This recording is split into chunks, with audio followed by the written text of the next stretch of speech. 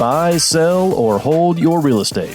Today on Financial Fitness, I talked to a local realtor to find out. We're still going to see home prices increasing. I think a lot of people are worried about that.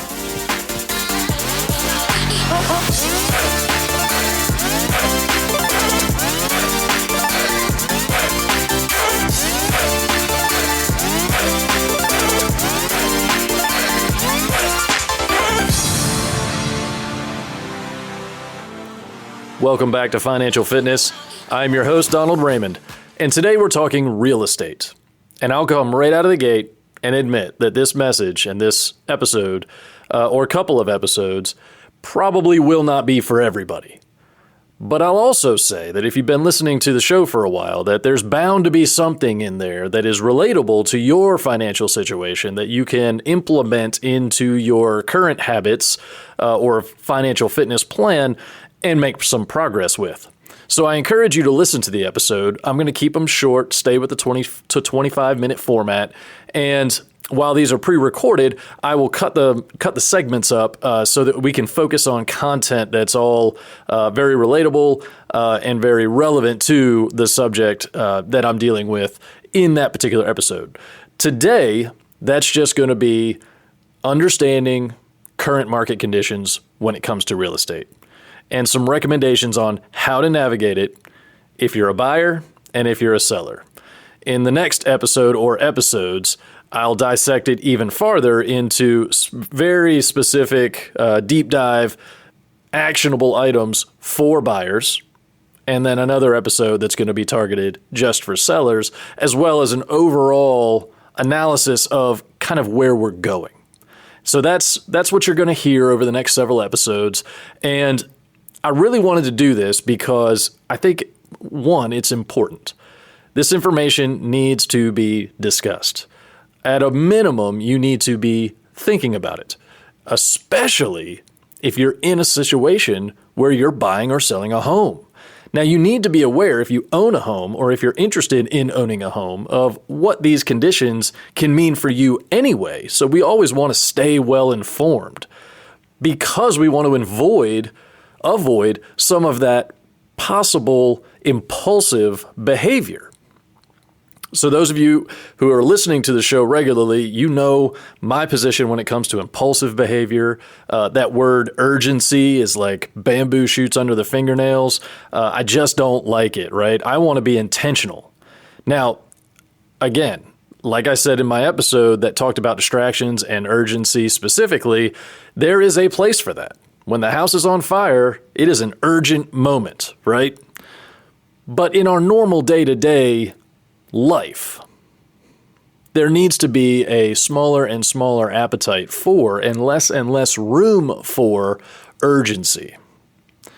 So I hope that this helps. I hope that this information can be used by someone or everyone in some way to help you be better prepared for upcoming life events, whether it be the purchase of a home or just understanding the value of your home or the market conditions that we're in, that we've been in, and the market conditions that we will be in. So hopefully that captures the majority of the audience, the listening audience, and there's something in here for you guys to use. Like I said, I know that it won't be for everyone, but I also know that it will be for someone. So that's where my heart is. That's why I'm sharing the information. It's why I wanted to do the interview in the first place. And the real estate market just keeps changing. So enjoy the interview. I'll see you on the next one. Welcome back to Financial Fitness. I have a very special guest today, Amy Patterson of the Amy Patterson team. She's a local realtor here with Southern Real Estate Connections, someone that I've known now for, I'm trying to remember how many years, maybe 4 or more, 5 years, maybe even more than that now. Yeah, we've done a little bit of business together. And so today, she is going to help us understand the current real estate market, hopefully a little bit better. So Amy, what do you want to say just kind of as we get started? We're not too far into the talk yet, obviously, but as people are looking at this market, as people are trying to make decisions, as people are maybe getting a little anxious about what's going to happen next or what should I do, can you summarize kind of what you would recommend to somebody who steps into your office, or can you maybe even describe what your current client sort of looks like today? Well, for sellers, I'm actually this year and even last year have had a lot of relocation. They're like relocating out of the area. And then I did have some, that's a little bit easier situation because they have to sell. So these are relocations out of by state, employer, by they're having to move. Exactly.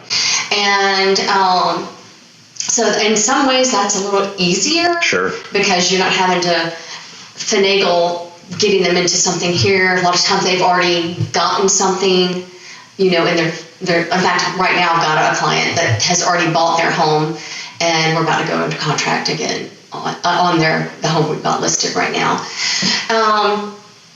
I know the sellers right now are concerned about pricing, and we were talking a little bit about that before we came on here, and I'm wondering about this, is the market going to crash? And we had, we know that the markets are cyclical, and typically a typical real estate market corrects itself every 7 to 10 years.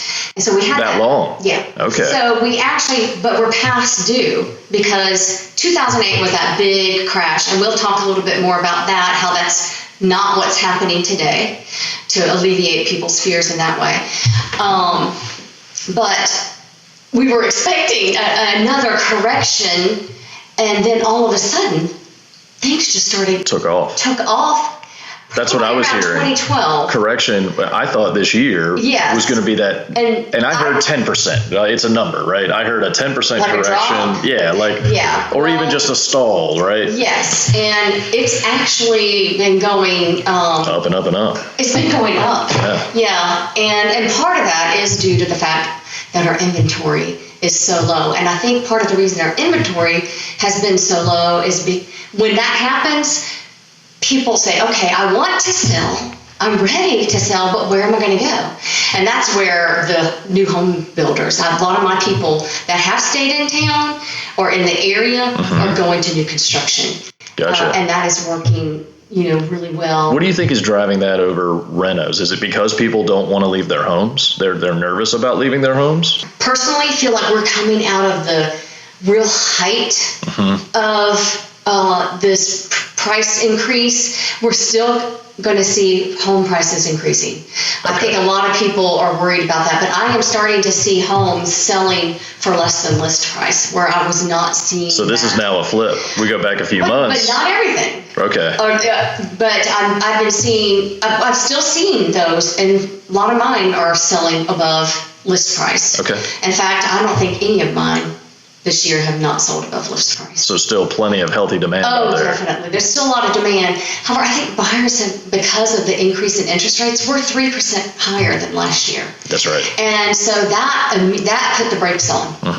And that put the brakes on what buyers could afford. And not only that, we've gone into an inflationary period where gas is more expensive, groceries are more expensive, clothing is more expensive. And we're expecting another rate hike at the end of this month. Yep. And that's been a trend now for the last 3 months. Although July 11th, last week, there was a half a point drop. But 4 days later, it came back up. That's right. So, So you're watching the market really closely from that perspective. Yes. Yeah.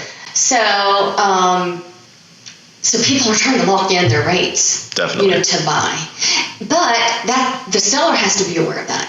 That they have to be aware of interest rates, because they need a gut reality check that what was happening just 4 months ago, where you were still having a bazillion offers on every home. That's not happening right now. I had one of my recent listings, we had over 20 people come in and to an open house, which on the July 4th holiday, I got 5 offers. Wow. But, I didn't expect that many people to be out, but we still got 5 offers. But they were down closer to the asking price. Sure. They were not we did not have as many that we got above. We did get above asking, but I was getting, last year, I had sold a house here in Happy Valley, listed at $45,000. We got $525 for it. Wow. And they guaranteed the $40,000 price difference if it didn't appraise, and it appraised. But so even appraisals are coming back. Yeah. Given current market analysis, they're up as well. And what's difficult for us as agents is, and even with appraisers, the appraisers know the market is still improving. So I want the sellers to realize, like I have somebody, well, I don't want to buy now because I'm buying at the height of the market. Well, if you buy at the height of the market, you're selling your home at the height of the market. That's right. You're never going to time that.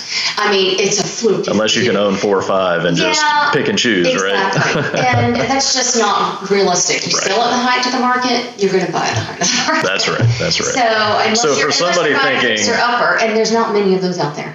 Or if they're going to drastically downsize. Exactly. So somebody in a scenario where empty nesters want to half their home and get rid of all their stuff, you're still going to buy at the height of the market, but you're going to buy something that's less expensive. And that needs work. And updating that may also need work. And so that's the thing. We're not, there's not, I have people, I know you've invested in the past, and I've had some investors, and there's like, they're wanting a deal, they're just not out there, and now on the flip side of that, if you're thinking more long term, those quick hits, so that's probably at least 5 years stale now, maybe even more, where, somebody could come into the market, find that dirt cheap, sweat equity property that they could flip for a huge return on their investment, right? And we see shows like that on HGTV. It's not today's reality, right? Not. However, somebody that wants to still invest probably can still invest wisely, but it's not going to be a 45-day quick turn, paint it and put it back on the market for $50,000 over what you bought it for. It's just not going to happen. Well, and the buyers, I call this the HGTV effect. Right. They are wanting move-in ready, pristine.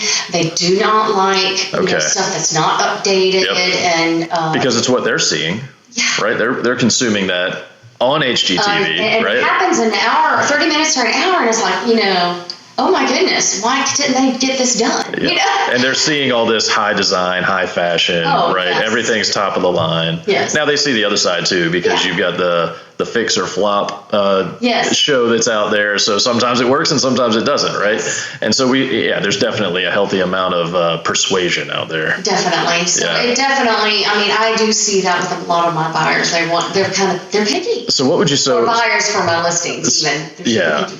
So what would you say? So I'm coming to you and I'm saying, Amy, my house has doubled in value. I feel like I just need to take the win. Yes. I just need to sell the house. I need to get all the equity out, right? So sell it.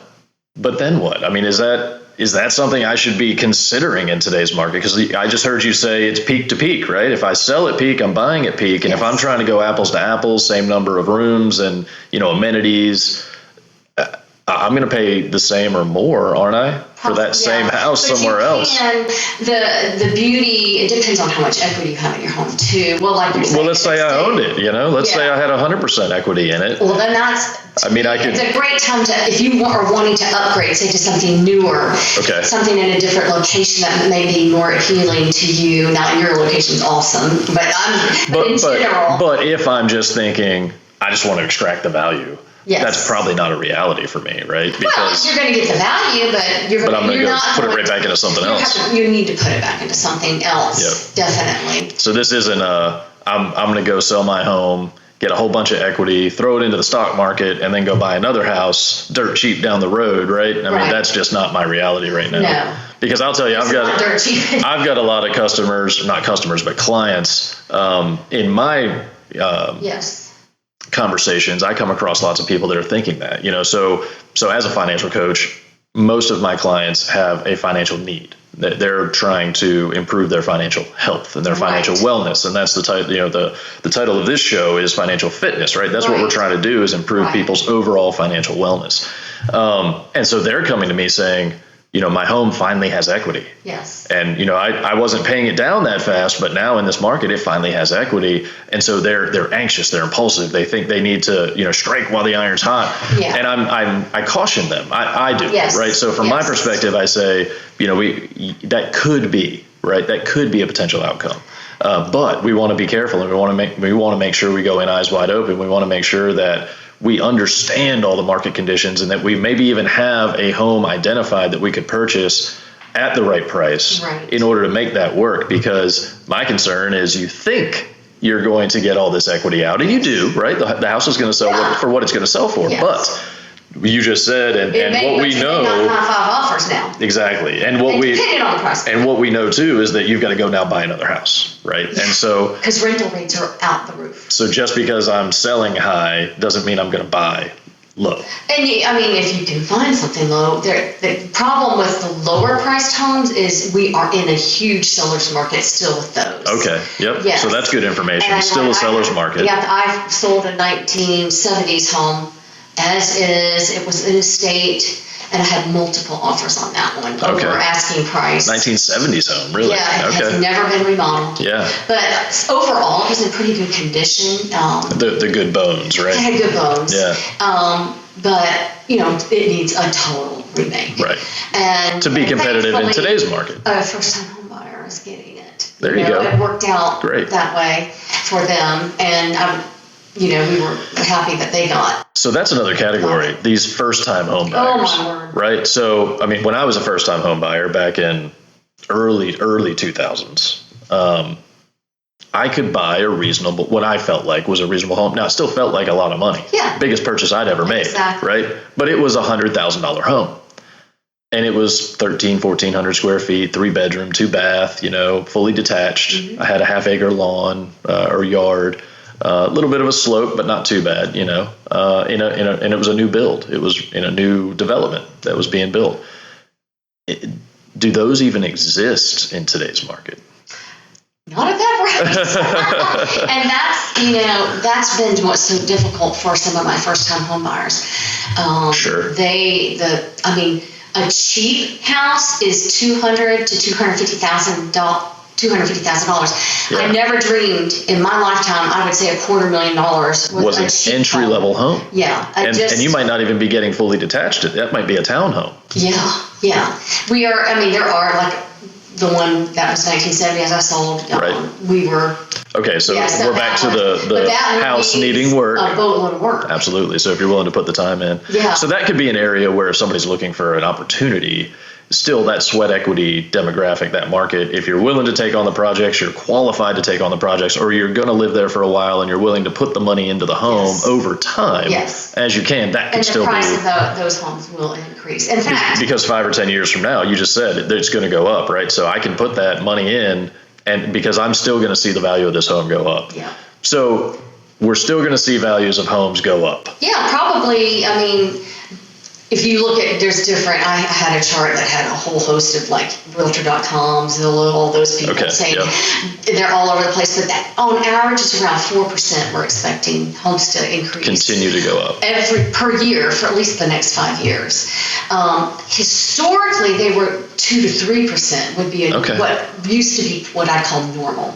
So we're still seeing accelerated growth. Good. So long-term investing is still a real thing for anybody out there, as your primary home or as an investment property. Yeah, especially I think investment, if you're looking to flip and improving the property in some way, that's always going to add a lot of value and increase the value. But you've got to find those properties that need the work and that are still for sale. Yeah, and I was going to tell you about home price changes. Yeah. I know recession fears are huge. Absolutely. With people, and I'll let you see this chart. But this is the last 6 recessions. And in 4 of the last 6 recessions, home prices increased. And in 3 of those, we're looking at 6%. Look, 3 of them increased over 6%. Look at that. So people. And then 2008 is the anomaly. That just doesn't happen. And can I explain a little bit why that's different? In 2008, what the big problem was there is lending got out of hand. You didn't even have to prove you had a job. You could just fill out an application. They didn't ask for verification of employment. It's all electronic. It's easy. Yeah, well, it's still electronic. Yeah. But there was no verifications of income, of jobs, credit scores. It was a mess. Mm-hmm. And so they were lending, and part of that was the federal government said you had to lend to people. with very low restrictions and, not analyzing it. And that's just dumb. I'm sorry. That's just Hopefully we've learned from that. Yeah. So, we know that lending changed, right? Lending practices certainly changed. So and a lot of people were buying at 100% and 110% value. They could borrow more than what the house was worth. More than what the house was worth, yeah. And so what you had was people coming in who may not have even had a job. Then they stayed in this home for a while, and maybe they're making payments on it. Maybe they're not in some cases down in Florida. They might have been making payments for a while. Yeah. And then all of a sudden they've lost their job. Right. And they have no equity in the home. Right. In fact, they have no vested interest in that home. So they could just walk away. Mm-hmm. And it hurt their credit. But the fact that we weren't checking anyway, who cares? Well, at that point, it did hurt them for buying later. But then we had groups of people just walking away from their homes. Right. I've seen that in my neighborhood that I live in now, but it happened in all neighborhoods. You just had all these Florida hit the headlines a lot during that time because they had people not walking away from the properties, but just stopped paying on them. Well, and it took over a year for the banks to catch up with the fact that these payments weren't being made. Then they started trying to foreclose on the properties, which took another year. So people were living for 2 years rent-free. Exactly. Yeah. And I saw that in my neighborhood. Yeah. And that hurts. That hurts the market. And then when those things are happening. Once that hit, everything just went, crash, as we saw, 19.7% price drop. I remember. We call that recovery mode. Oh my goodness! I had just bought my home in 2007, and the next year I had lost $80,000 value in my home. Yeah. I was like, oh my God. Was this a mistake? Yeah. Yeah, I can't believe it. But then look at 2009. So in 1 year, we go from a negative 20%. Oh no, that's 2020. Oh, was that 2020? Yeah, okay, sorry. Oops. Oh, hello. So we went from 2008 basically negative 20%. We dropped 20% in the market, and then we've recovered up to a 6% gain in 2020, which was COVID year. Huge. So from really that's almost 20%. We've almost seen a 26% swing up. And I never dreamed we'd see this rapid increase. That kind of a steep and recovery. It's gotten kind of crazy. It really has gotten. Well, that's it for part one of this real estate series, and I hope you took away something from this first part of the conversation. And stick around for part two, and as well, I think what'll be the final part, 3, when we really kind of tie all the ideas together, touch on the different aspects of the market, and then look ahead to what things could potentially look like in the next 5 to 10 years. As always, stay focused, stay intentional, take action, improve your financial fitness.